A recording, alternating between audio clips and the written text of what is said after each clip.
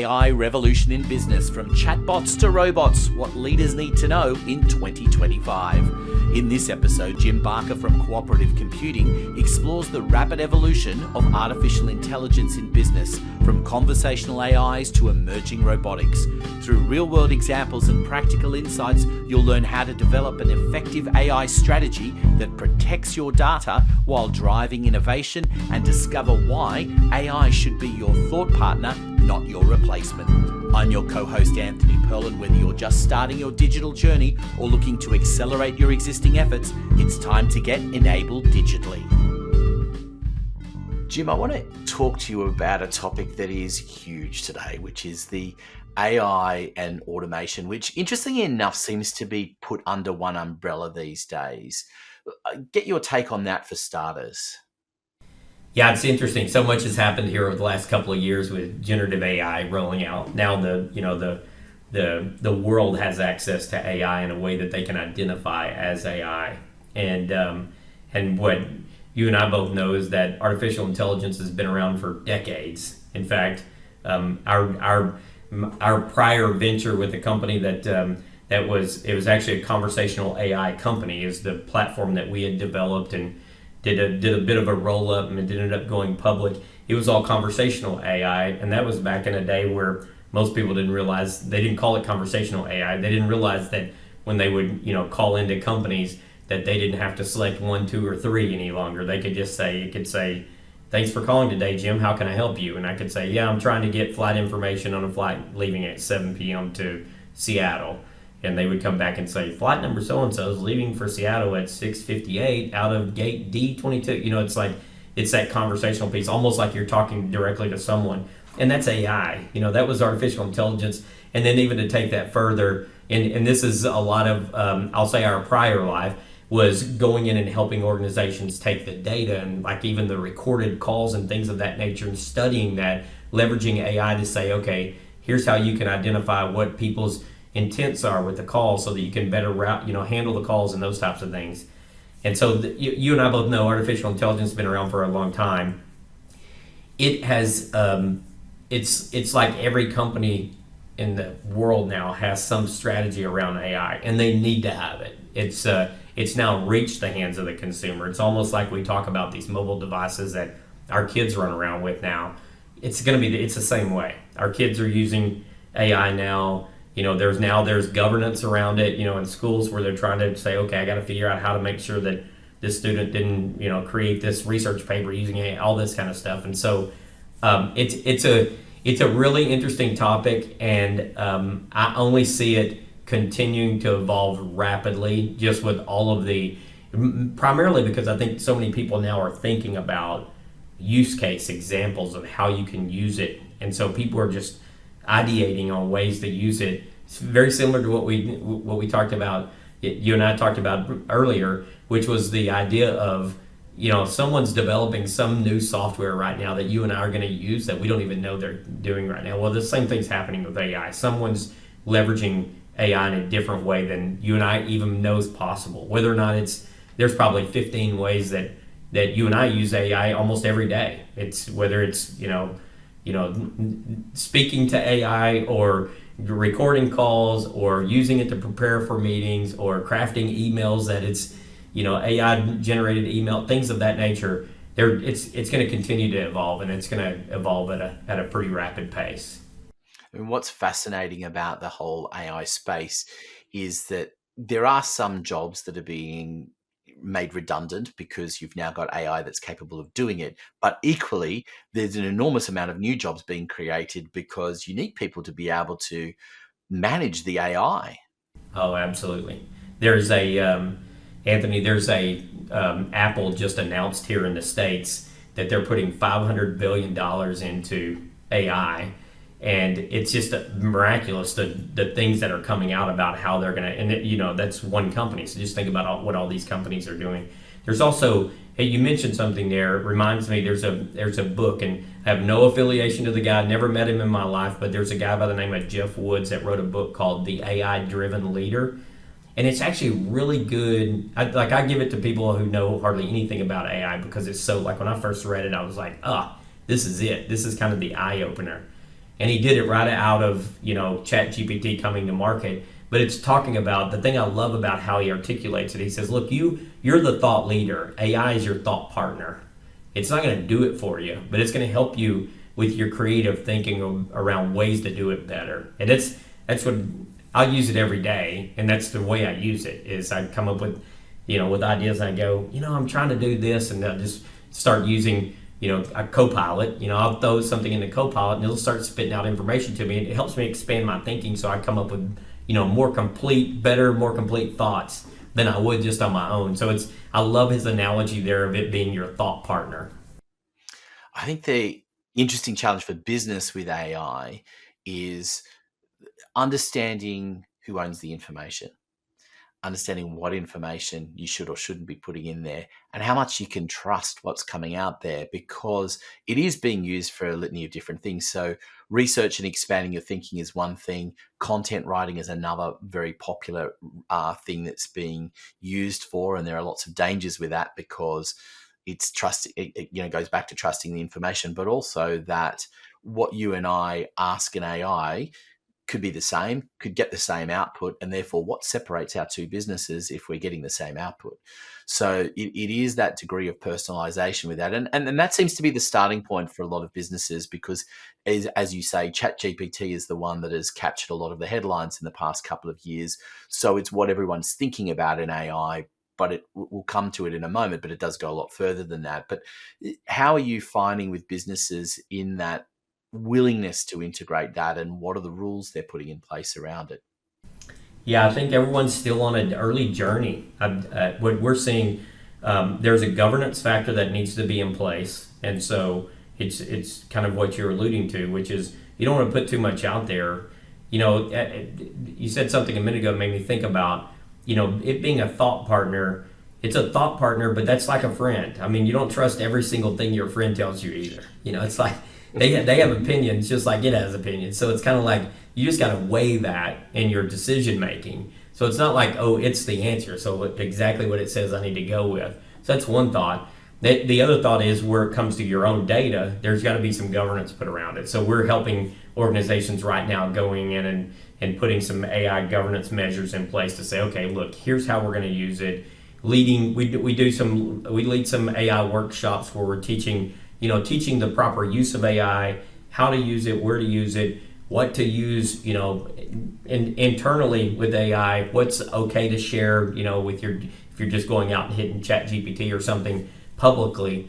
So I think that'll continue to evolve. I think we're still we got to remember we're really still at the infancy of this whole generative AI journey, and there's so much that's being developed so fast around it, and so much that there's still a decent amount. And most of the organizations that we work with, they're like mid-market organizations, so we're not normally dealing with the Toyotas or American Airlines, I'll say, of the world. We're not dealing as much with small, medium business, but all of these kind of in this mid-market, they're starting to identify like, okay, we need some type of strategy which is going to allow us to leverage AI in a manner that is appropriate with how we want it to be leveraged in our business. And so the thing we always encourage is be proactive about it. If you're not proactive about it, people will bring it in and use it however they want. So the quicker that a leadership team can get their head around, okay, how do we really want to leverage AI? What do we want to put in place? How do we want to govern it?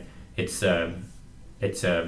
think we'll still be on a journey of that for a few years, but it's super important for sure. Yeah, I mean, absolutely. I mean, I think one of the keys is for business as well is recognizing that if you don't do it and put some strategies and things in place, what's going to happen is people are going to use it, whether it's just on their mobile device or on their desktop. They're going to refer to whatever their choice of AI is.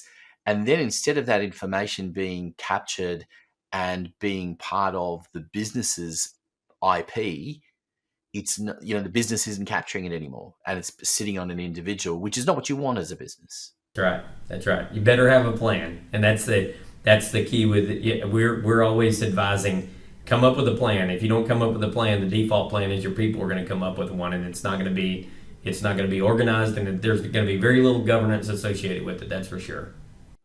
And I mean, some of the AI is, I wouldn't say forced is the wrong word, but it's being thrust upon you because, yes, we talk about ChatGPT, which is an independent thing that you bring in.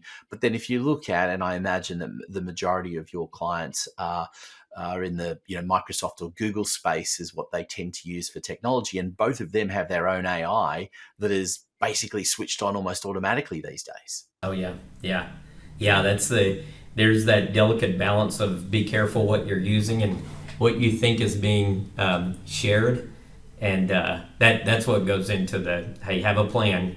Because if you don't have a plan, your data gets exposed pretty quickly. I mean, let's look a little bit at the future as well in terms of where this is going for businesses, because we're talking about Tesla, for example, launching robots that people can buy for, I think they're talking about 30 grand for you can buy a robot that you'll be able to put into your business in about a year's time. That's a huge leap. That's something that we're thinking, oh, we only saw that in the movies a few years ago, and now it's going to be real. And it's like understanding what that can do for business and how you deal with that, and whether you would jump on that bandwagon or not. That's a challenge. Oh yes, big time. I think we've got a ways to go, but I think it's coming. It's self-driving cars, self-driving trucks, all of that. It's a matter of time before we have self-flying airplanes, and so it's all coming to us. It's going to come faster and faster, and then there's that balance of you'll never replace the creative wisdom that we've been given. The hearts and minds of people are going to be the uniqueness. So no matter what a machine can do, we've got to remember that that's our uniqueness, and that's part of the reason I really like the reference that I was referring to, the AI driven leader that Jeff Woods talks about it being your thought partner. Just remember, it's a partner. It's gonna help you there, but you ultimately get to make the decision. And so it's also what I believe is one of the greatnesses of us as humanity is we have creative thinking. We're coming up with this stuff, so we actually have that creative thinking. We just got to continue to enable that and identify that we need to have innovation in mind with whatever we're doing going into, especially into business these days. I think one of the interesting areas is where AI is being able to answer external questions, and sales is an area where it's started to come in. I know of a business, it's in the smaller market, but they had a team of 10 salespeople. They're now down to 2 because the 8 of them have been replaced by 4 different AIs, depending on where people are and the kinds of questions they want. And they've seen a huge jump in conversion rates. They've said to me recently that they reckon that 90% of people either don't care or don't ask. That the conversation that they're having is with an AI. The AI doesn't hide that it's an AI. If you ask, "Are you an AI?" it'll tell you yes, and it'll tell you, "Would you like to have a conversation with a real person?" And they'll do that. But most people are quite happy with the responses they're getting because it's a conversation. It's a huge jump from the chatbots. This is an actual phone conversation that you can have. And I think seeing that kind of level of integration in businesses is huge. If we think about the digital journey that we've witnessed in our lifetime, Anthony, you think about the internet, okay? Most people were like, there's so many skeptics about the internet. And then when e-commerce came into play, most people were like, oh my gosh, they're replacing all the salespeople, everything. And it's like, no, it's not. It gives us access 24/7 to the data that we as consumers really want. And it's not like the salespeople aren't going to have something else. There's something else that's going to happen. They're going to be used in other capacities. Or they're going to, depending on the business model, they may go to a different type of business that instead of selling to consumers, they're selling to business or whatever now. But we see that with adoption of anything digital, cloud computing, these things that come along that somewhat revolutionize things where there's still organizations that believe that you need to have all of your hardware on in your office environment. It's like, okay, well, the cloud has been here for a while. A lot of people, and so there's this element of we're just on a journey, and it's that part of that journey is people getting comfortable with it. So a lot of people have that. I will tell you, my wife works for American Airlines. She flies a decent amount. I love the ability to get in my pickup, to hit say on my phone, call American Airlines flight services. It calls, it answers, it recognizes me. It says, how can I help you? I do exactly, we'll walk through the process of saying flight information on flight coming in from Seattle, landing around 7:30 p.m. And it says flight number 1422 is landing at gate C14 at 7:32 p.m. on time, whatever. And so it's like, that's just easy for me. I'm speaking out loud. It's speaking back to me. I'm just having a conversation. And I think back to, this happened to me it's probably been 4 years ago now. I think 4 or 5 years ago now that I think about it. I did this one time. My wife was flying in, I called, and a person answered. And right before the person answers, this call may be recorded for quality purposes, does all that stuff. And then I get a person, I said, yeah, I'm just trying to get some flight information on a flight.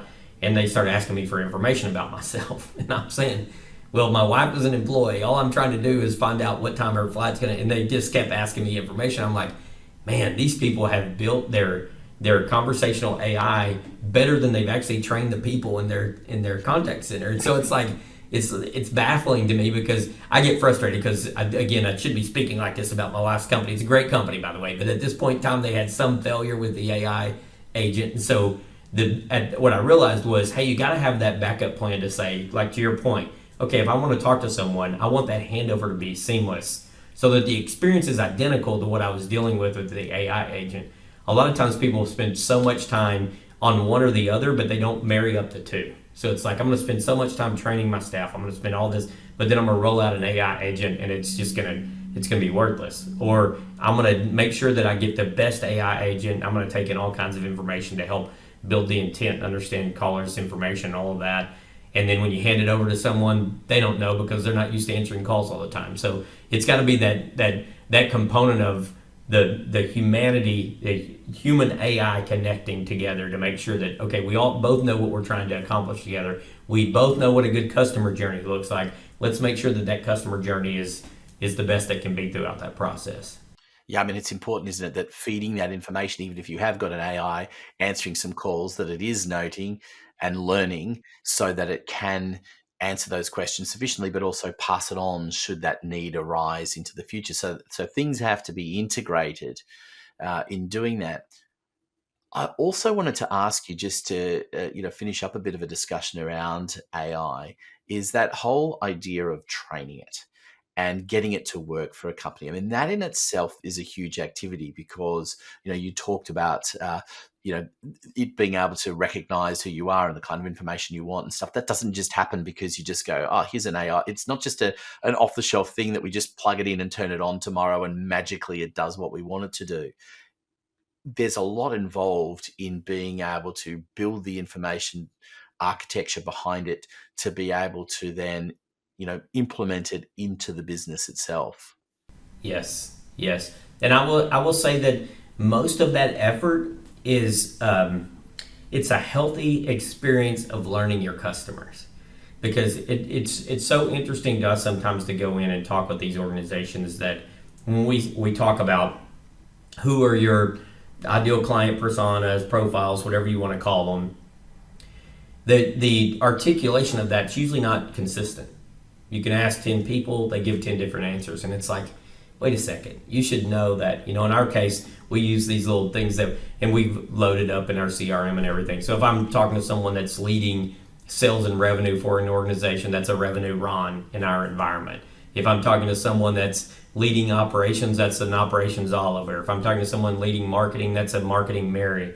We have these personas that we've built because in accommodating those personas, we have journeys that we know, okay, here's what these people's likes are. Here's what when they're reaching out to us, here's what they're usually reaching out to us for. And so we walk that customer journey. That exercise alone is what provides a lot of that intent data back to the AI agents that help them best serve it, because they're asking no different questions than people that we might hire in to take that specific role. It's like, okay, who am I going to be answering these calls from? What are they actually calling for? What am I going to need to do to properly assist them? Where does the data live that allows me to give them the information that they need in a timely manner? Typical things. And so really what it ends up being, it's a journey of really backtracking to okay, let's identify who are our customers, who are those personas that we know will be calling in. As we can identify those better and better, now let's identify what are the typical reasons that they're calling and what's the journey that they got there. And we keep using calling. This is no different than the digital experience on the web. It's really around identifying when someone comes to your website, what are they actually coming for? Okay, it depends. They could be, if it's a marketing Mary, she may be coming for this reason, whereas Operations Oliver would be coming for a different reason. Okay, if we can identify some of that, we can start tracing that journey through to make the AI agent assist all the way through in a manner that would be just exactly what we'd want an ideal, team member to be able to do for a client as well. That brings us to the end of this episode of Get Enabled Digitally. I'd like to thank Jim Barker for sharing his insights and expertise today. And if you found value in our conversation, please subscribe to the podcast on your favorite platform and leave us a review, because your feedback helps us continue to deliver quality content that matters to you. For more information about cooperative computing and how they can help your organization accelerate into the automated economy, check out the links in our show notes. Have questions or topics you'd like us to cover in future episodes? You'll find our contact information in the show notes as well. This show has been produced by podcastdoneforyou.online. I'm Anthony Pearl, and until next time, keep moving forward to get enabled digitally.